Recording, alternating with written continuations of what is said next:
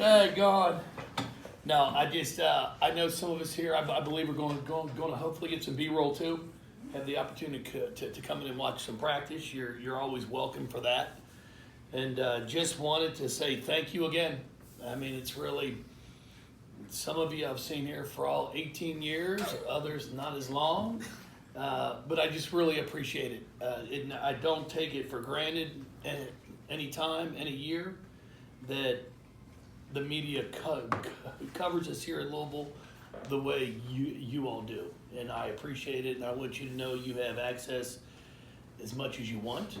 Just go through myself or Matt, and you're always welcome.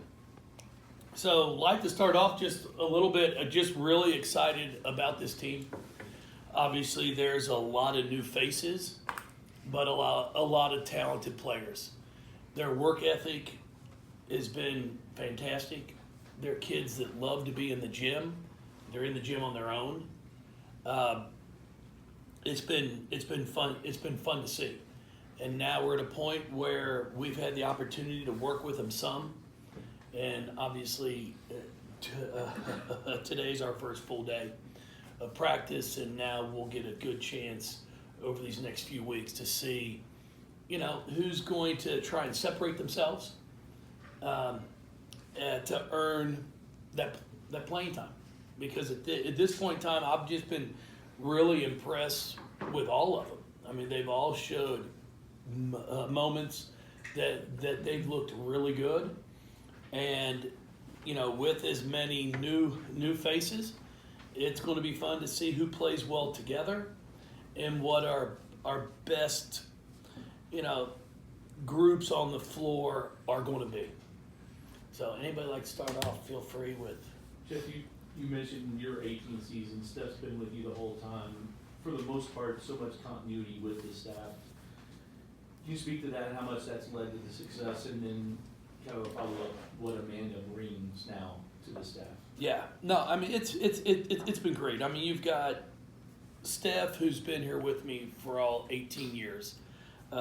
AJ obviously was here a year before in the marketing department, and then I think she got forced to come down and come into our office in my first year because we had extra space, and she's been a part of the family ever since. And it's something that I take a lot of pride in, the fact that we have done a really good job of hiring good people, and not just good basketball minds, but good people. And to be able to say that I've been able to go through 18 years, and any assistant we've ever had that has wanted to move on has moved on to be a head coach. And it's not saying there might not be one that looks to take a lateral move at one point in time. But up to this point, when they've moved on to be a head coach. And it's really helped our continuity, because you're not changing staffs every 2 or 3 years. We know what we have. Everybody here wants to win. There's no egos involved, and I think that's hard to find sometimes. But we have done a great job of finding that. And every single staff member here just wants each player to do the best that they can do. And we're here to serve them and try and make sure that we give the best experience to all of our players that we possibly can. And then with the addition of Amanda, I'd always been a big fan of hers when we competed against each other.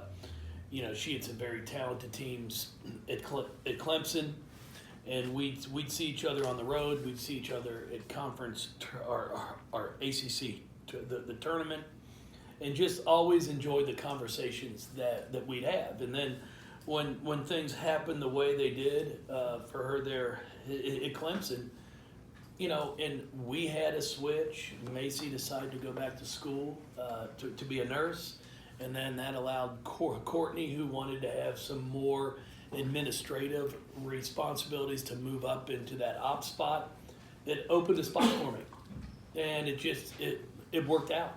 So Amanda has done a great job. She brings a lot of experience. She knows what it is to sit in that seat as the head coach.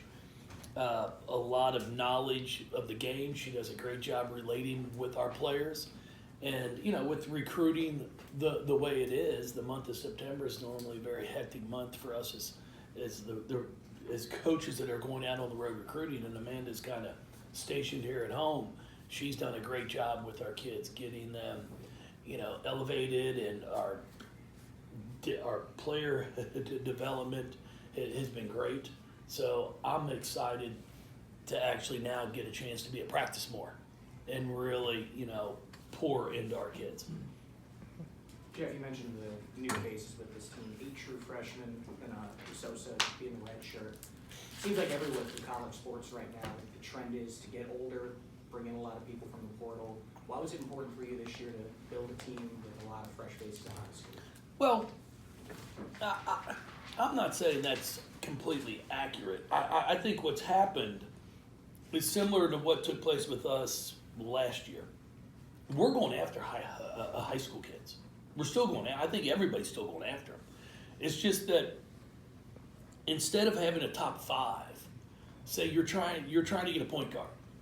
Before the portal became as prevalent as it is now, before kids were able to be instantly eligible. So if I needed a point guard, we had a top 5 that we would go after. Well, now it's top 3. And if I don't get one of my top 3, well, then I just wait till the portal and go after a kid that's looking to transfer, and it might be a 1 year, 2 year, whatever it is, and then you go back again to high school. At least that's how we do it. We had a really good year last year with our recruiting. Got some great kids, some talented players that stretched across all 5 spots. So we were able to put a freshman class together that's very talented. So we go on to this year, which we knew we needed one point guard coming into this. So we sat there and said, when the portal came open, Julia was in the portal from Miami, who we had played against. I've got a ton of respect for her. I think she's one of the best defenders in the ACC. So we went after her. And that's 1 year. And now we'll sit there with the 25 recruiting class of incoming freshmen. We're going to go after freshmen. We'll see who we sign here in November. If we go over, then we'll go to the portal more. But if we sign some of the kids that we're hoping that we sign and we're in on, then we won't need to. I've always considered the portal is just a recruiting tool to go after key players that can help fill a need at that point in time. Now, I'm not going to do it, and I haven't. I mean, even if a great 2 guard comes into the portal, if I feel really good about our 2 guards, I'm not going to go out and get them. I'm not just adding someone to add somebody. So we were very fortunate with this class. We've got a lot of talented freshmen that I think are really going to play well. With the ACC expansion, obviously getting Stanford as one of the schools, it's going to be a little different this year, obviously for Stanford. But what does a school with that kind of, brand bring to the ACC? Well, I think it's great. I think with the history that they've had in women's basketball, obviously it just adds another great program to our league. I mean, Cal had a really good year last year. SMU is talented as well. So I think we've added 3 quality teams. And then when you look at the rest of our league, we've had some teams that have done very well in recruiting with high school and portal. So I'm expecting this to be a exciting year for us in the ACC. Jeff, tying back to the freshmen, you're a guy who's talked a lot about your program culture and the adjustment it takes for players to understand that and get used to it. They've been here for a little bit. Do you see any early signs of them kind of responding to that buy-in of what you guys expect? Oh yeah, I've been very, very impressed starting back in the summer. We have kids that love to be in the gym, and that's the battle now. A lot of players say it, and then when you get them, they're only here when they have to be here. these kids are in here all the time. They love to be in the gym. They have fun being in the gym. And that's exactly the type of players that we were looking for. You know, we've got a challenging schedule in front of us, especially in the non-conference. So we're going to be throwing them into the fire real quick. And we've tried to prepare them for that. We've been a little bit, probably a little more intense at an earlier point during our practices, our individual workouts than we have in the past. But that's because you put a freshman out there. If they struggle, you take them out. You put in a junior. Well, we don't have a junior to put in. It's a freshman again. So I wanted to make sure. I'd rather be able to pull back some in mid-October than get to the middle of October and be like, oh crap, we got problems, and have to put the foot on the gas. So I've been very impressed with what I've seen so far. Jeff, the schedule comes out later tonight, the ACC, but your non-conference, you're gonna get a lot of frequent flyer miles, if nothing else. Can you just kind of speak to how it came about? We talked to you about the Paris game before, but how everything else kind of came about with, some games that you had return trips, I think, to go places. Yeah, the Paris game was a opportunity to do something that not every program gets a chance. It's only the second year that they've actually done this event. A cultural experience for our kids as well, which has been great. It's going to be, a lot of activities for them to do. The Eiffel Tower, the Louvre. We'll be able to see things that they might not just go and see. I mean, I've been to Paris once, so I think it's obviously going to be a great opportunity basketball-wise, playing a really talented UCLA team. But overall, I think it's going to be a great cultural trip for our kids. And then, we're going to UT Martin. That's a return game from when UT Martin came here twice during COVID, if you all remember that. I mean, they came up here twice within a month and played us at home when we had a cancellation, they had a cancellation, and Kevin, their coach, a good friend of mine, he's like, I'll come back up. And that's hard. That's hard to find. So I said, hey, if you'll do that, we'll return. And things didn't work out last year just because of dates. So they're going there. We were supposed to play in an event that we were hoping would be held like in Orlando during Thanksgiving, and then that fell apart. So Colorado ended up having an opening. We couldn't play at home over Thanksgiving because of some events that were going on in the Yum Center and in Freedom Hall. So we're flying there. So we've got some games. Our UConn game was going to be a home game this year, but the tournament organizer up there asked us if we'd come up, and it was a great opportunity to play in New York City. And it just happened to be against UConn, so then UConn will come back here next year to play. So, we do have more games on the road this year in the non-conference, but next year we have a lot of them that are coming back.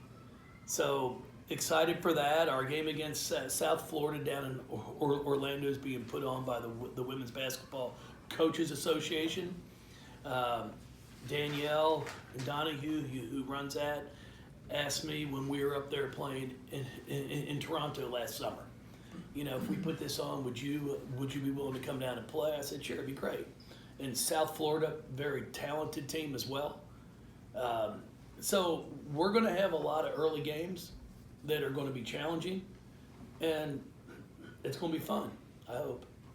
Coach, kind of piggybacking off that a little bit, with such a tough non-conference schedule, how do you think that's going to help the growth of your girls and leading into league play, and also what you guys want to accomplish later on in the postseason? Well, it's going to hopefully prepare us for what we're going to face come ACC. We've also got, as we just talked about, some really challenging road games.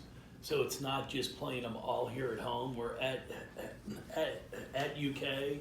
We do play Oklahoma here at home, which would be a great game as well. But, it's not just playing in them. We're going to have to figure out a way to win some of them too. So I've always said you can put a great schedule together, a competitive schedule, but if you don't win them, it's not doing you any good. I'm not expecting us to go undefeated, in the non-conference. Now, we're obviously going out there to compete to win every game we play. But I'm looking forward to seeing the type of growth that we can make from one game to the next. I think it was about halfway through last regular season, towards the end of it, when Liv decided that she was going to come back for her last year. Kind of a multi-layered question, but obviously, how big is it for her to get one more run here and to kind of be meshing that final season with such a young team? Yeah, we were excited when she came up and talked to me and asked me about it, and was like, I think I want to come back. I thought it was a good decision for her as well. And obviously, with the experience that she has had here, the success that she's had, looking forward to her to having a really, really good senior year, a fifth year. And that is only going to help prepare her for after this as well. The leadership that she can help provide, just from the battles she's been through, the experiences on the floor, in the big games, will be something I think our freshmen can really value. Jeff, Go ahead. go ahead. That's all right. Go You ahead. go ahead. Jeff, you have Kenny Brooks now at Kentucky. I know you know Kenny since he was in the ACC. What does he bring to Kentucky? And I know he'll probably be recruiting against you even more now. Kind of talk about him and what he brings to the table for them. Well, Kenny's done a great job. He's had a fantastic 4 or 5 years there at the end at Virginia Tech, and did a great job with recruiting. So I think he's bringing a lot of excitement into UK's program. Obviously, they've just redone the Coliseum, which is a big thing for them as well. And he's a really good X's and O's coach. So I think we're going to have a lot of great games like we have in the past. And the recruiting front, everybody's been recruiting against each other. It's no, like now that someone's here, it's the first time you'll be recruiting against them. So, anymore, everybody's recruiting on a national stage. You've had Angel and Shoni and Asia and Haley and Dana and others I'm sure I haven't mentioned, but of the freshmen that are coming in, are some of these players comparable to those players in terms of what they'll be able to achieve? It's going to be fun. It's going to be fun to watch. I've seen glimpses from several of them. Now it's going to be a matter of the consistency.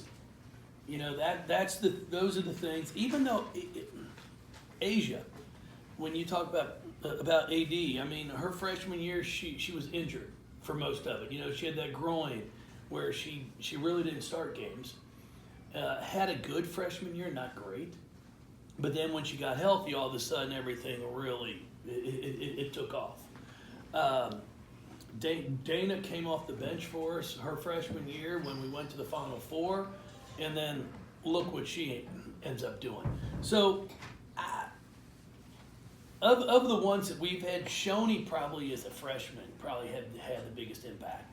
When you talk about, we had I think 6 freshmen that year also, of coming in and really, electrifying things.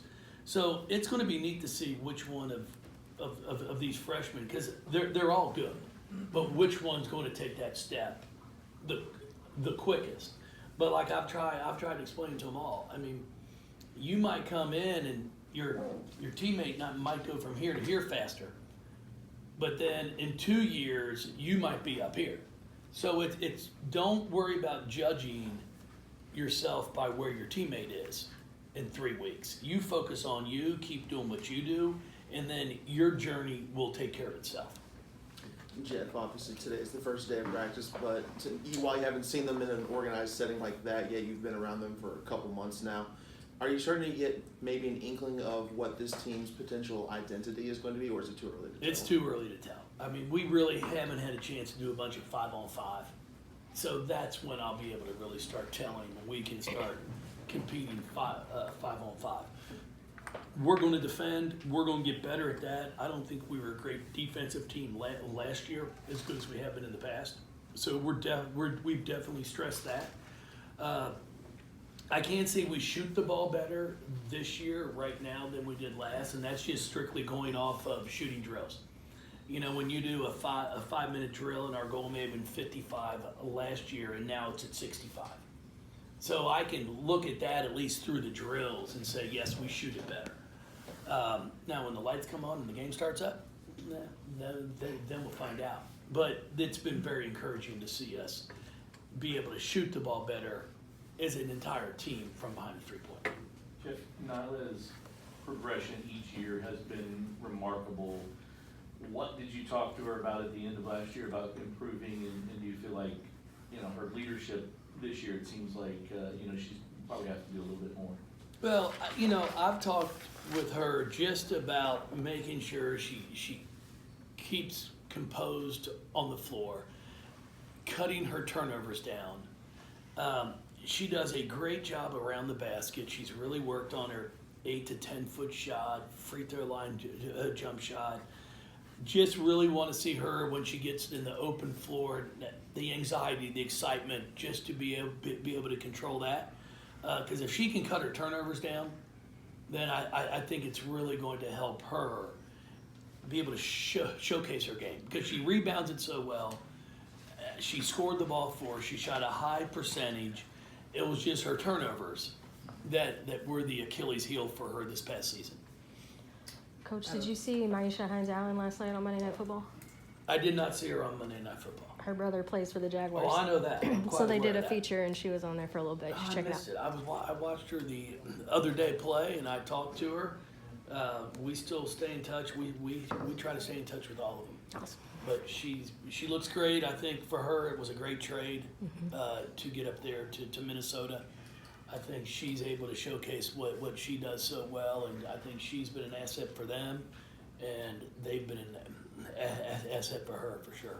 Jeff, kind of working off that, just as someone who's been in women's basketball as long as you have, to watch the WNBA this season and the way it's taken off in terms of exposure, obviously coinciding with what your sport has done as well in recent years. What has that been like for you? Yeah, it's been fun. I mean, it's been great to see these players get the recognition that I think they've deserved throughout the years. Now, you know, I go back and I say this, we didn't have, like, when Maya Moore, the best players I've ever coached against, Maya Moore is probably, without a doubt, hands down, the best player. But we didn't have social media. So, like, when she did some of the things, like when her and Angel competed against each other, I mean, golly, it was remarkable. But, you know, if your game wasn't on ESPN, because there was no Big East network, you were either on ESPN, ESPN2. I don't even know if they had ESPNU then. I can't remember. But there weren't many avenues for the games to be seen, and then you had to be lucky enough if ESPN would put it on as a highlight, which back in 2009 didn't really happen. So nobody knew how talented these players were unless you went to the games. Now, social media has allowed us to see something that happens 20 seconds ago all over, broadcasted. Like, look at that move, look at this score, look at this game. We never had those opportunities. Caitlin's brought a lot of excitement to the game. There's no question about it. She's done a fantastic job. The people come out to watch her. I've been impressed with the way she carries herself. Now, she still whines too much. and if she was sitting here, she knows I'd say it to her. I had a chance to coach her. She's a great kid. Okay? But, like, you don't see anything. At least I don't. Like, you follow her on social media. I don't know what's going on outside of basketball. And I think that's smart. So she's able to showcase, and you just focus on what she does on the basketball court. And it's been a credit to her. And people have come out to watch her.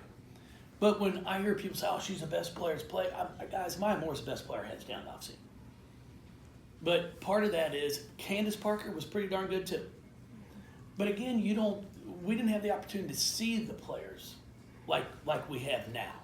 And I think it's great. And I think it's really good that, you know, our sport's starting to get the TV time that it deserves.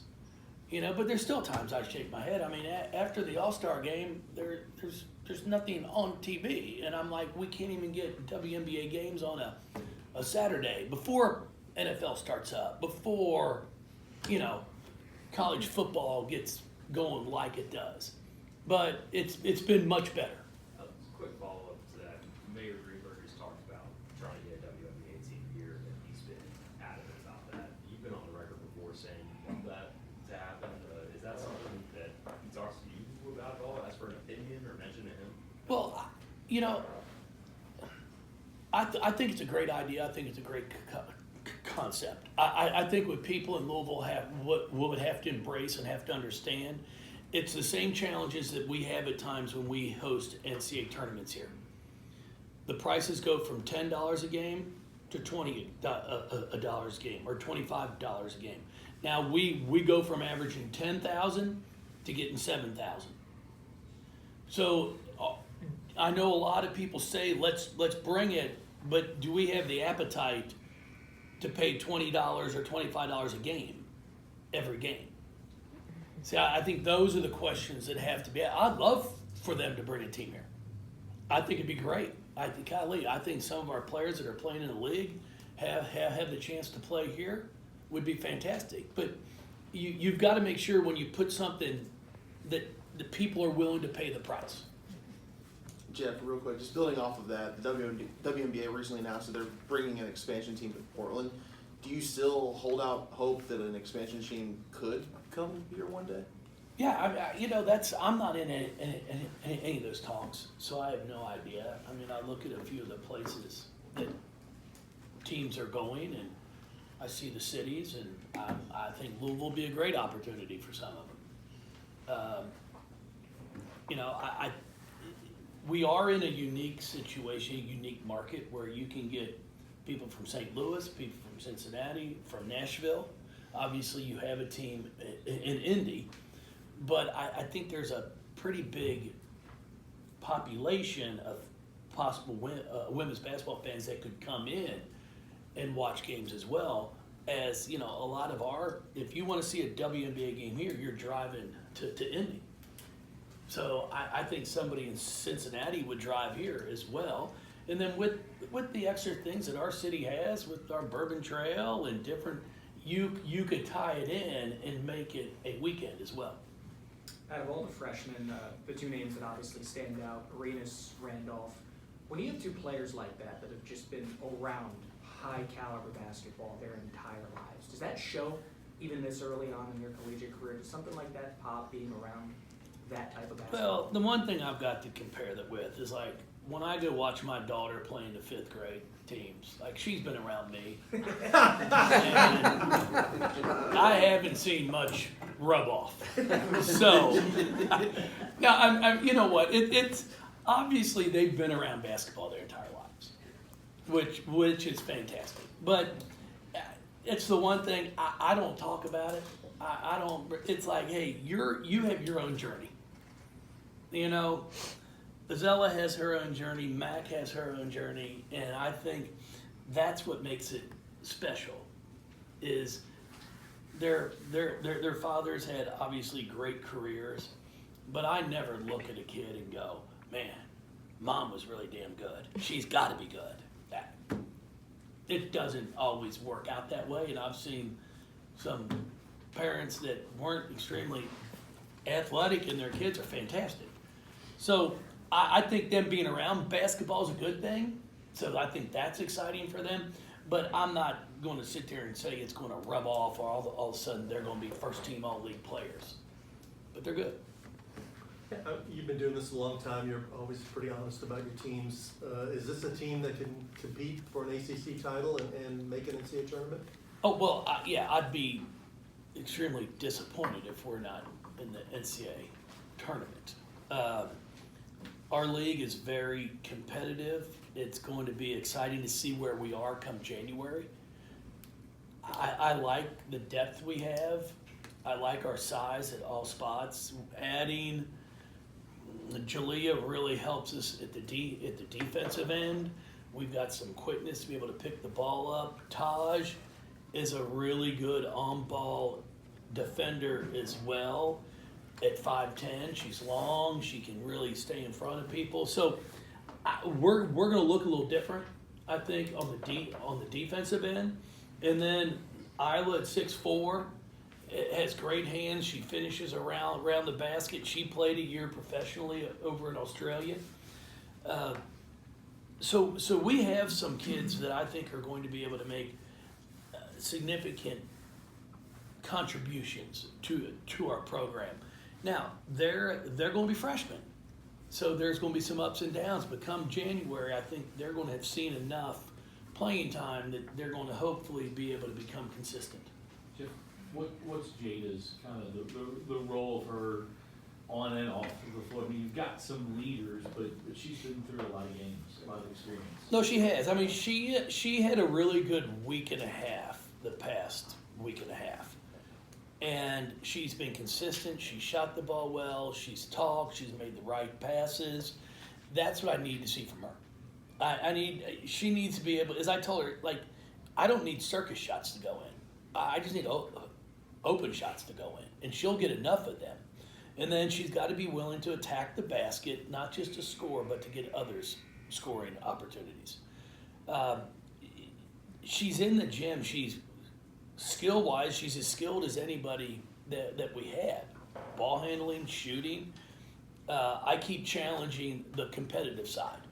Like, you've got to, if you're going to put all this time in that gym, bring the competitiveness out of you. And I've seen more of that, which has really been encouraging because I think she also sees the success that she's had. Jeff, you've mentioned a couple times how Jillian Williams was a much needed boost on the defensive end. Before landing her, was there maybe a defensive deficiency that you kind of identified that you maybe need to bring someone like her in? Well, no, we were looking for an on-ball defender, someone that could guard 94 feet. So we knew that that's what we were looking for, and someone with experience. Now, Azella does a great job with that as well, but she's a freshman.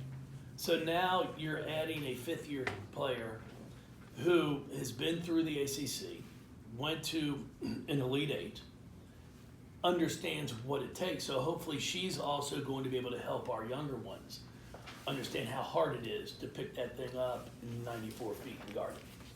Felt like between the beginning of last year and the end of it, the player that showed maybe the most growth was Elif. What has she done this year to get ready for her sophomore campaign, and what's the next big leap you want to see out of her? Well, she really had a good summer. I was fortunate enough to be able to be an assistant on that under-20 Turkish national team that she played on, and I thought she had a really, really good tournament over there in Lithuania. So if she can take what the momentum that she put together from this summer and carry it over to us, I'm really excited for her. She shot the ball well, but she also scored around the basket instead of just relying on three-point shots, which I thought she did too much last year for us. She rebounded the ball well. So, yeah, and she's a kid that, I tell people, I mean, she got here the 1st of September of last year. Had never been on a visit. I didn't talk to her until the first week of August. And then all of a sudden she's here in school trying to adjust to college basketball, to America, the food, everything. So I thought she had a really good year for just being thrown straight to the fire. Now, she went home, had a really good summer, and now coming back, she knew what to expect. So she was excited instead of anxious. And there's a big difference between those. Jeff, it seems like ever since Pat kind of came into the men's program, the 502 Circle has had various flash gives or pledges to help not just that program but your program out. Where NIL stands with your program and how it's grown, and how have you seen it grow over the past year with you guys? Well, it's still something, we're still at the grassroots. I mean, we are working hard. 502 Circle's working hard. It's something I spend time every day on, because until the House settlement comes out, if it ever gets settled on revenue disbursement. It's going out in the circle, having the opportunity to raise money, do different things. So yeah, I mean, we're fortunate to be in a town that supports women's athletics, and I think they want to see us do well.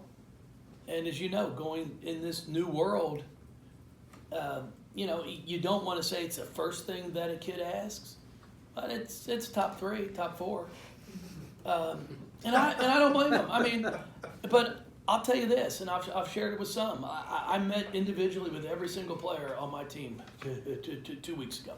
Sat down with them, and we went through all the basketball stuff, all the academic stuff, and then I sat down and I asked them if they knew what a Roth IRA was. And we sat down with every single one of them. And we have a financial advisor who's going to come in the next week or so. Every kid wants to set one up. They had no idea. They had no idea what one was. I've got players, and I've probably got people in this room that have money sitting in a savings account making a whopping 0.03% interest. Okay, well, I'll charge you. I'll charge you, believe me. But like, you know, so I'm sitting there, and which I enjoy doing. I'm secondary ed business. I wanted to be a business teacher. Best class I ever took in high school, my father taught, was business math. You learn what interest is. You learn what CDs are. You know, and I've got kids now that are going out and getting a 4-month CD at 5.15% instead of 0.03, forget 0.03. And when I can sit down and show them, hey, look at the difference in the amount of interest you can make. And they're like, that's free money. I go, that's free money. You know, so it's been exciting. We've also sat down, which we'll talk to you all soon. I've had the opportunity to talk with the men's staff as well, the men's players, and our kids are going to come together and do a cause. There's a cause. Our Savior Lutheran, the church that my family goes to, and it's where my kids go to school. They've been raising money for all abilities playground, and Justin Thomas Foundation. There's a lot of foundations around the city are going all in to help, and it's something that one of the men's assistant coaches' wives works there. His daughter goes to school with my daughter. I'll give Lola credit. She recruited well because Tegan can play. She's on the volleyball team and the basketball team, so our team has gotten better at our Savior. But our kids, they're going to give to it. And I tell people all the time, this is one thing I'll say about this city: if you give, they'll get back. It's just like going out in the community and doing community work. It's amazing the number of fans we gain. Because like, man, if you're willing to come to us and be a part of it, we can come to your game. But I just think it's real important. I think we're at a different point right now in college athletics where, you know, when a player used to get cost of attendance, it was maybe $3,000, $4,000 for the year. Well, when that's all you're getting on, and I know you're getting a scholarship, don't get me wrong, but that scholarship's not covering you to go out to eat with your friends on a Friday night, okay?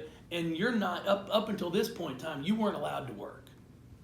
Now, with NIL, they are doing things that they can make some money.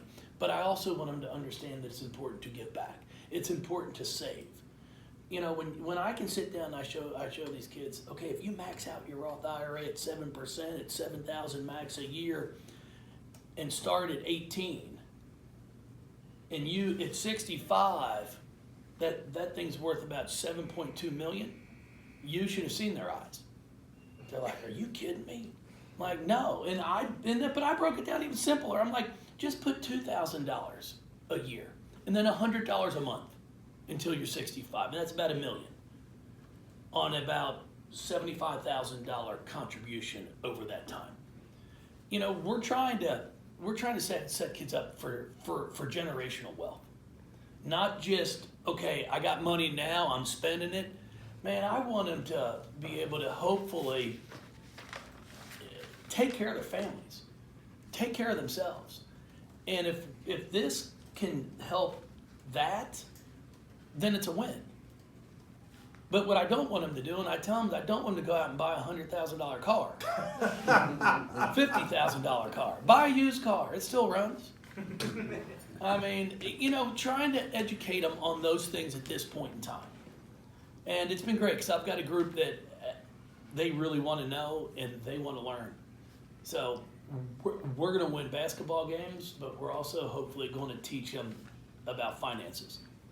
Are there any other life lessons that you're giving this young squad? I mean, Oh, I got a lot of them. Young lady. I'll tell you. No. We talk about everything. There's nothing we don't talk about.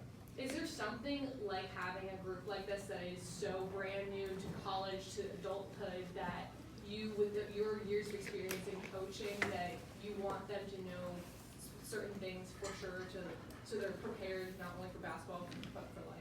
Well, yeah, there's several. I mean, first thing we talk about is just to be a good person. Social media is brutal. And the ignorance of people is bliss. I mean, believe me, being Jeff Walz right now, you should see the emails I get. I mean, God, the stupidity is running rampant at this point in time. I'm told my family's embarrassed of me. How could I turn on my brother? My parents probably disowned me by now. Oh yeah, no, it's beautiful. It's the emails, and then you might not know our ones that have been here for a while. There's nothing better when they leave their phone number at the bottom. Oh, I call. I've had some. The biggest mistake is I should have recorded them. I have one gentleman that for about 3 minutes was who's on first, as he kept asking me about my brother Tim. And I said, I don't have a brother Tim. So you've disowned him. I said, no, I don't have one. So you're not acknowledging you have a brother Tim? I'm saying, no, I don't have one. And that went on for about 2.5 minutes. Then I finally said, now I do have a brother Scott and Brian. And he said, well, what would your mother say? I said, same thing, don't have one. And then I was kind enough, and I thought I was nice enough to ask him, did you look at the email you sent this to? And Jeff@gocards.com. I said, yeah. You Googled it? And all of a sudden I hear him typing. He goes, oh, so you're a basketball coach. Yeah, that's me. And he reads down, he goes, so you do have a brother Scott and Brian and a sister Jamie. I said, yeah, that's true. And no brother Tim. He goes, okay, thanks. Click, hung up. That was great. Oh yeah. No, it's been exciting. That's why I used to laugh at the stupidity. It's people. I got one from a person that I asked why they sent it to me at 12:22 in the morning. They said, well, I just got finished watching Stephen Colbert. What? No, and Stephen said I should send an email. I said, wow, if he said to jump off the bridge, would you jump too? That's what we got right now. So we're trying to teach all these kids. I tell them, I'm like, social media, it's good for many things if you're smart about it. But it can also be terrible, especially as an athlete. I mean, don't look at it, guys. They kill you.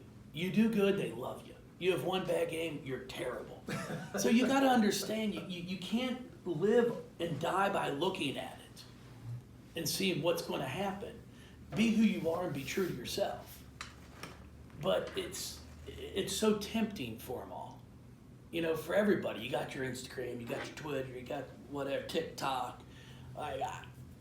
There's a wonderful celebrity TikTok thing out there that talks about Tim Walz and Jeff Walz. Y'all haven't seen it? Oh, it's classic. And every time it says Jeff Walz, they show me. It's like a whole thing. Oh yeah, it's unbelievable. And you just gotta laugh. Like, what the heck are people doing? Can they not take two minutes to research something? So that's why I tell people all the time, I'm like, it's crazy on both sides. It's absolutely nuts. So we tell our players all the time, be careful. Make sure you research. Don't take a 10-second clip off of a Instagram, a Twitter feed, because then you have no idea what the entire context of the statement was. Yeah. Oh, I can go on. Any questions? What you got? You have plans to run for office then? Listen, there's no chance in hell I'd win. People don't like honesty. They don't. No. They don't like honesty. They want lies. Like, just tell me what I want to hear, and then when I get elected, I can just switch anyway. I'll just say what I want to get elected. Then I can go the opposite direction. I mean, am I saying anything's not true? Yeah, you're right, you're We right. didn't need to meet your team. I mean, You're exactly right. it'd be fun. It wouldn't be a boring press conference. Coach, you're talking about the election, all this stuff. Y'all are going to be in Paris when that happens. Is there a plan beforehand to get the team? Vote early, vote often, right? No, I'm teasing. I said yeah. No, we have already absentee ballots. Our kids know how to do it. They've signed up for it. You know, I tell them we'll get an election booth brought to Paris. You can vote before you get on the plane, and then they have Wi-Fi on the plane. Vote again, and you know, everybody thinks you can vote 62 times or whatever. No, we have done that. Our kids know exactly how to do it. That's one of the things the NCAA a few years back, which I laughed at too, when they said you had to take election day off because you wanted to give your kids a chance to vote. I'm like, hey guys, I'd like for you to do a research of how many kids go to school in their voting precinct. Yeah. Because I don't think on election day my kid's going to California to go vote.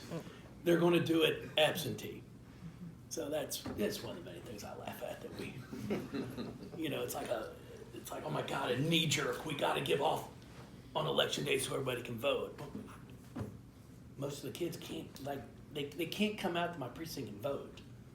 Can they? I didn't think so. Shouldn't be able to.